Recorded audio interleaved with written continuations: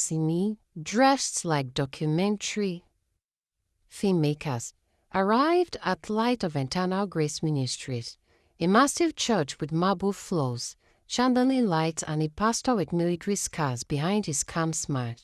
General Pastor Okonkwo, the targets, welcomed them warmly, but Anita could see through his polished charm.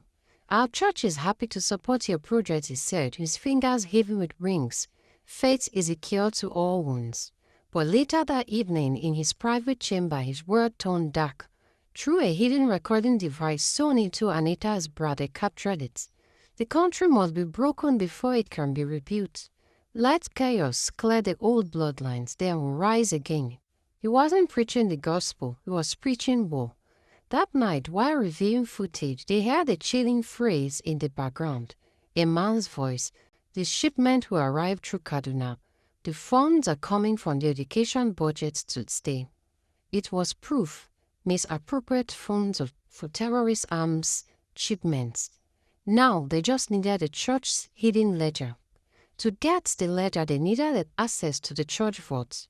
Located beneath the altar, no women were allowed there. But a young church assistant, Amaka, offered to help. She was 19, quiet, eyes that had seen too much. She whispered to Simi late at night, "He hurt my sister." She walked in that brothel too. Odum was only a puppet. The pastor it was. She agreed to sneak Simi in through the basement tunnel, but only if they promised to protect her and her little brother. "Once you take the book, they will come for everyone," she said.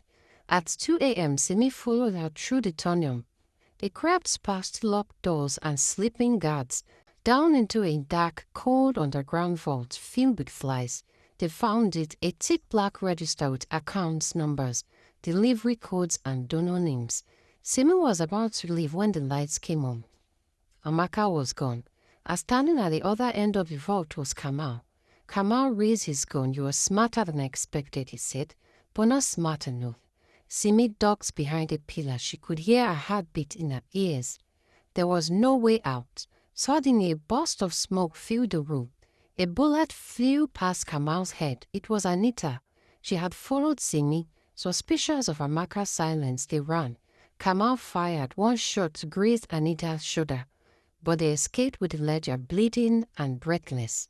Back at their new safe house, Jaja stitched Anita's wound. "We can't run anymore," Anita said. "We ain't this." "We hit them where it hurts." But Jaja gave them even worse news. "The next man on the list is the Deputy Minister of Finance. He's hosting a private retreat in Ibadan, and your names are already circulating among his people." They were now on a national key list.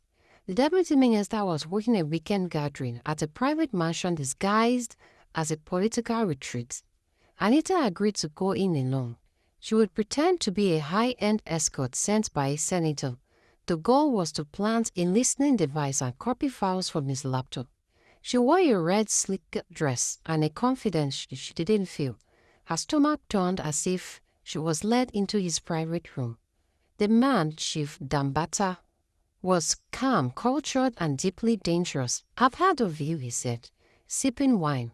Odum always spoke highly of his girls. "Were you? You were his favorite." She smiled, played along, touched his hand, and in that moment slipped the tiny recording chip into his pocket. As he undressed, she asked to freshen up. Inside the bathroom, she used a clone flash drive and connected to the minister's laptop. 10%, 50%, 90%, sorting in someone no. "Sir," a guard said. "We found her. March on the red list." Anita knew her time was up. She climbed out of the window half naked, landed at the flower bed below, and ran into the bush, barefoot. While the guards raised the alarm, she made it back to Jaja's hideout with a fractured rib, but also with documents that proved funds from defense operations were being funneled into foreign accounts tied to terrorism. Jaja acted fast.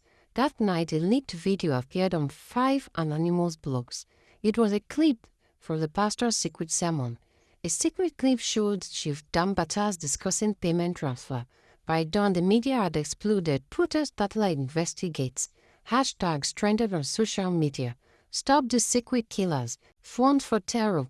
Girls behind the truth. But it also had consequences. By noon, Jaja's hideout was blown up. The girls had just stepped out when it happened. Dust, fire, screams. Inside the wreckage, they found the body of a young boy, Amaka's brother. She had led Cam out to them after all. She had no choice. Anita stood over the ashes, shaking with grief. This is no longer about us. It's about every girl they used, every child they killed, who burned their empire to the ground.